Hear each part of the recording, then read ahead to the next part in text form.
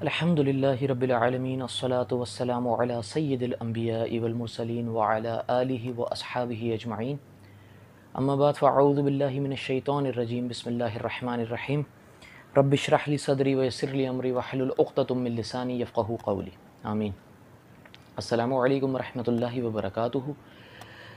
امید ہے آپ سب خیریت سے ہوں گے۔ صحابہ سیریز کے ایپیسوڈ نمبر 9 ایپیسوڈ کے ساتھ آپ کی خدمت میں حاضر ہوں، اور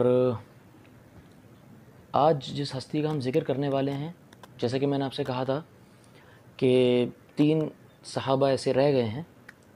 جو عشرہ مبشرہ ہیں۔ ان میں ایک ذکر میں نے نام ایک جو لیا تھا وہ تھا حضرت زبیر رضی اللہ تعالیٰ عنہ، ایک حضرت ابو عبیدہ، اور تیسرے حضرت طلحہ رضی اللہ تعالیٰ عنہم اجمعین۔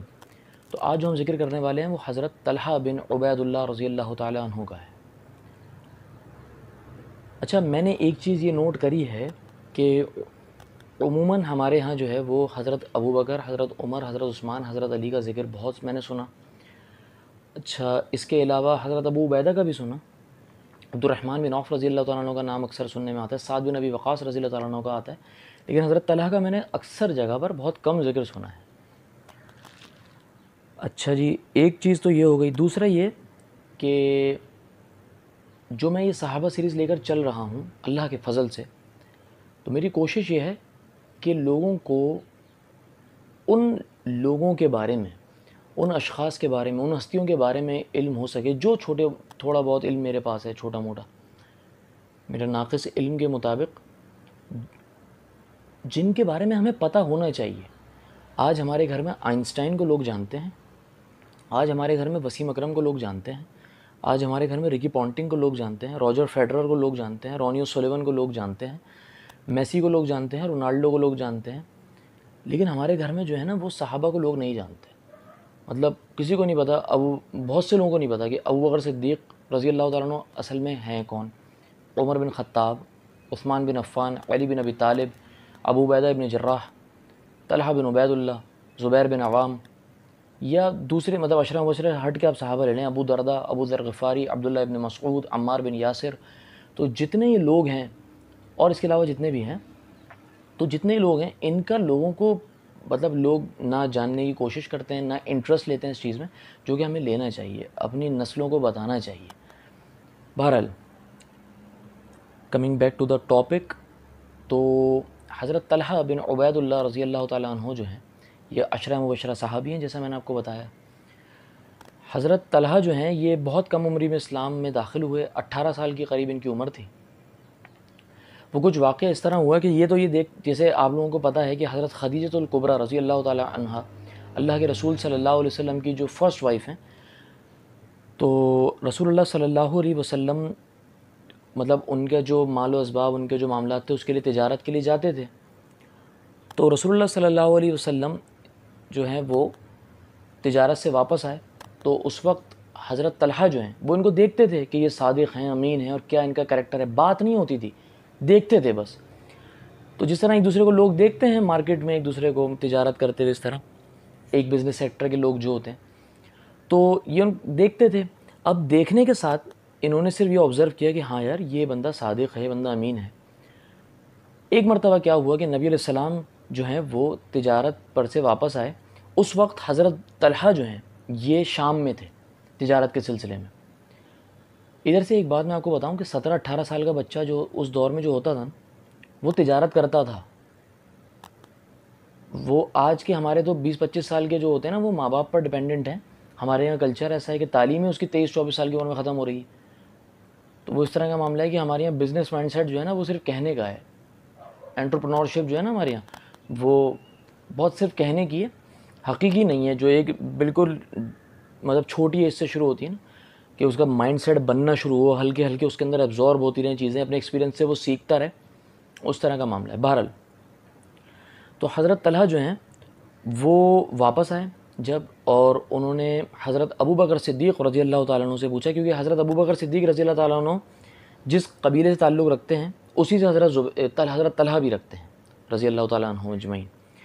تو انہوں نے حضرت ابوبکر صدیق رضی اللہ تعالیٰ عنہ سے پوچھا کہ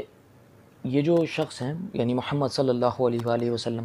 انہوں نے نبوت کا دعویٰ کرا ہے۔ تو حضرت ابوبکر صدیق رضی اللہ تعالیٰ عنہ چونکہ ایمان لا چکے تھے، تو آپ نے فرمایا ہاں انہوں نے نبوت کا دعویٰ کرا ہے، اور یہ واللہ اللہ کے رسول ہیں، اور تمہیں بھی ان پر ایمان لانا چاہیے۔ تو حضرت طلحہ ان صحابہ میں سے ہیں جنہوں نے ایک سوال نہیں کرا، کوئی حجت نہیں لڑائی ہے۔ جیسے ہی حضرت ابوبکر صدیق رضی اللہ تعالیٰ عنہ کی زبان سے یہ بات سنی کہ یہ اللہ کے رسول ہیں، کیونکہ کریکٹر دیکھ چکے تھے، تو چھوٹتے ہی فرمایا آمنت باللہ و رسولہ، میں ایمان لاتا ہوں اللہ پر، اس کے رسول پر۔ اور مطلب جیسے ہی سنا ویسے ایمان لے آئے، کیونکہ دیکھ چکے ہیں کہ کریکٹر کیسا ہے، اور نبی علیہ السلام کی ذات جو دنیا کے سامنے بظاہر جو ڈیلنگز ہیں، جو معاشرے میں چلنا پھرنا اٹھنا بیٹھنا لوگوں کے ساتھ تعلقات ہیں، ڈیلنگز ہیں، وہ کس طرح کی ہیں۔ اور بہت کم عمری میں مسلمان ہو گئے۔ اس کے بعد جو ان کا قبیلہ تھا، ایک تھوڑا سا ایسا بھی معاملہ تھا کہ جس قبیلے کا شخص مسلمان ہوتا تھا نا، اسی قبیلے کے جو لوگ ہوتے تھے وہ اس کو ٹارچر کرتے تھے۔ تو اب جس قبیلے میں حضرت ابوبکر اور حضرت طلحہ دونوں تھے، ان کے قبیلے کے لوگوں نے ان دونوں کو ٹارچر کیا۔ ان دونوں کی جو کمر ہوتی تھی نا، پیٹھ، وہ ایسے ملا دی جاتی تھی، مطلب جیسے یہ پیٹھ ہے مثال کے طور پر، ایسے ملا کر، جیسے پیٹھ سے پیٹھ ملا کر دونوں کو باندھ کر مارا جاتا تھا۔ تو انہوں نے بڑے مظالم سہے، اور لیکن دین میں جڑے رہے، بالکل مطلب اللہ کے راستے میں لگے رہے، اور اس طرح کی چیزوں میں جو ہے نا وہ اللہ کے رسول کے ساتھ بالکل ہر دم پیش رہے۔ اور غزوہ بدر میں یہ چونکہ نہیں تھے، کیونکہ میں نے آپ کو سعید ابن زید رضی اللہ تعالیٰ عنہ والی ویڈیو میں عرض کیا تھا کہ سعید ابن زید رضی اللہ تعالیٰ عنہ بھی بدر میں نہیں تھے، کیونکہ وہ مطلب اپنے مسلمانوں کی طرف سے اپنی ڈیوٹیز انجام دے رہے تھے وہاں جہاں قبیلہ شام میں گیا ہوا تھا کفار کا، تو وہاں پر ایک مخبر سمجھ لیں، ایک طرح سے اسکاؤٹ سمجھ لیں، اس اعتبار سے گئے ہوئے تھے۔ تو سعید ابن زید رضی اللہ تعالیٰ عنہ کے ساتھ حضرت طلحہ رضی اللہ تعالیٰ عنہ بھی گئے تھے، یہی دونوں ساتھ گئے تھے، اس لیے بدر میں نہیں تھے، احد میں ساتھ تھے۔ اور جو انہوں نے احد میں کیا ہے، احد میں جنگ لڑتے ہوئے جب ان کو خبر ملی کہ کفار نے اٹیک کیا ہے، چڑھائی کری ہے نبی علیہ السلام کی طرف صلی اللہ علیہ وآلہ وسلم، تو انہوں نے دوڑ لگائی، اور یہ نبی علیہ السلام کے سامنے جو ہے جا کے نا ایک طرح سے ان کی ڈھال بن گئے، سامنے آ گئے بالکل۔ اور نبی علیہ السلام کو زخم آیا نا جب، تو جو وہ جو ہیلمٹ سا نہیں ہوتا جو پہنتے ہیں جنگ میں، تو آپ کے ایسے رخسار مبارک میں نا ویسے گھس بھی گیا تھا، تو آپ کے زخم ہوا تھا، آپ کے دندان شریف بھی اس میں شہید ہوئے تھے۔ تو انہوں نے نا نبی علیہ السلام کو اپنے کندھے پر سہارا دیا، اور انہوں نے دوڑ لگائی نبی علیہ السلام کے خیمے کی طرف۔ تو ایک تیر جو ہے نا وہ رسول اللہ کی طرف آ رہا تھا، تو یہ اپنا ہاتھ لے آیا اس کے سامنے نا، تو ان کے ہاتھ میں وہ تیر لگا، اس سے ان کا جو یہ ہاتھ ہے نا وہ مفلوج ہو گیا، ہمیشہ کے لیے پیرالائز ہو گیا۔ تو انہوں نے اس کندھے پر نبی علیہ السلام کو لے کر یہ خیمے میں پہنچے، نبی علیہ السلام کو جب خیمے میں پہنچا دیا تو یہ وہاں بے ہوش ہو گئے، اور یہ وہاں بے ہوش ہوئے ہیں۔ تو اتنے میں حضرت ابوبکر حضرت عمر رضی اللہ تعالیٰ عنہم اجمعین پہنچے ہیں۔ تو نبی علیہ السلام نے فرمایا کہ طلحہ کو دیکھو، مطلب اس کی چوٹ جو وہ بے ہوش ہوا ہے، اس کے ساتھ جو معاملہ ہوا ہے، طلحہ کو دیکھو۔ اور انہوں نے فرمایا کہ اگر رسول اللہ صلی اللہ علیہ وسلم نے فرمایا کہ اگر کسی کو زندہ شہید دیکھنا ہے تو وہ طلحہ کو دیکھ لے۔ ہاتھ ان کا اس کے بعد مفلوج رہا ہے، اور ان کی مطلب یہ ان 2-3 صحابہ کا جن کا ذکر ہوتا ہے جو نبی علیہ السلام نے جب اعلان نبوت کرا جو بچوں میں شمار ہوتے تھے، حضرت زبیر، حضرت طلحہ اور حضرت علی رضی اللہ تعالیٰ عنہم اجمعین۔ اور مطلب اپنا آپ ایک منٹ کے لیے سوچیں نا کہ اپنا ہاتھ پیرالائز مطلب ہو گیا ہے اور وہ دین کی راہ میں دے دیا ہے، اس کے بعد بھی ایک ہاتھ سے جو ہے وہ معاملہ نبی علیہ السلام کو بس پروٹیکٹ کرنا ہے تاکہ بس اللہ راضی ہو جائے مجھ سے۔ آج میری اور آپ کی پرائیورٹی تو نہیں ہے اللہ کو راضی کرنا۔ اچھا پھر بہرحال تو یہ پھر خیر کنکلوژن کی طرف چلتے ہیں۔ یہ حضرت علی کے دور میں جب وہ حضرت عثمان کے قتل کا کانفلکٹ ہوا ہے، وہ پھر انشاءاللہ کبھی ہم ڈسکس کریں گے، ابھی ہمارا ٹاپک نہیں ہے، لیکن بہرحال ایک طرف حضرت علی تھے جنگ جمل میں، بیٹل آف کیمل جو کہلاتی ہے، جمل عربی میں اونٹ کو کہتے ہیں،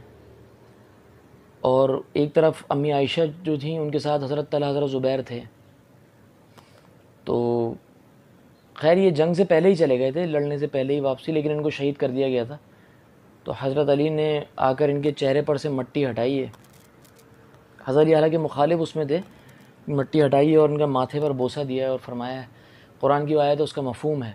مفہوم عرض کر رہا ہوں کہ اللہ پاک جو ہے نا وہ ہمیں جنت میں ساتھ کرے، اور ہم جنت میں ایک دوسرے کے سامنے تختوں پر بیٹھے، اور ہمارے دل میں اگر ایک دوسرے کے لیے کوئی شکایت ہے تو دور کرتے. تو یہ سب صحابہ جنتی ہیں، اور ان کی تو کیا مطلب کیا ہی بات ہے. تو بہرحال اللہ پاک ہمیں صحابہ کے جو عمل ہیں ان کو سمجھنے کی توفیق عطا فرمائے، ان کے نقش قدم پر چلنے کی توفیق ہمیں عطا فرمائے. جو ایثار انہوں نے نبی علیہ السلام کے لیے پیش کیا ہے، جو اپنی زندگیاں وقف کری ہیں نبی علیہ السلام کے لیے، اس پر ہمیں چلنے کی توفیق عطا فرمائے. دعا میں مجھے یاد رکھیے گا، میرے ماں باپ کو یاد رکھیے گا، امت کو یاد رکھیے گا، میرے بیوی بچوں کو، دوست یاروں کو، پوری امت کو یاد رکھیے گا. دعا کیجیے گا کہ میرا یہ عمل جو ہے، جو میں کوشش کر رہا ہوں دعوت کی، داعی بننے کی کوشش کر رہا ہوں چھوٹی سی، اللہ اس کو اپنی بارگاہ میں قبول کرے. آپ لوگوں سے اگلے ایپیسوڈ میں ملاقات ہوگی، اللہ نے زندگی دی تو. تب تک کے لیے اجازت چاہوں گا. السلام علیکم ورحمۃ اللہ وبرکاتہ.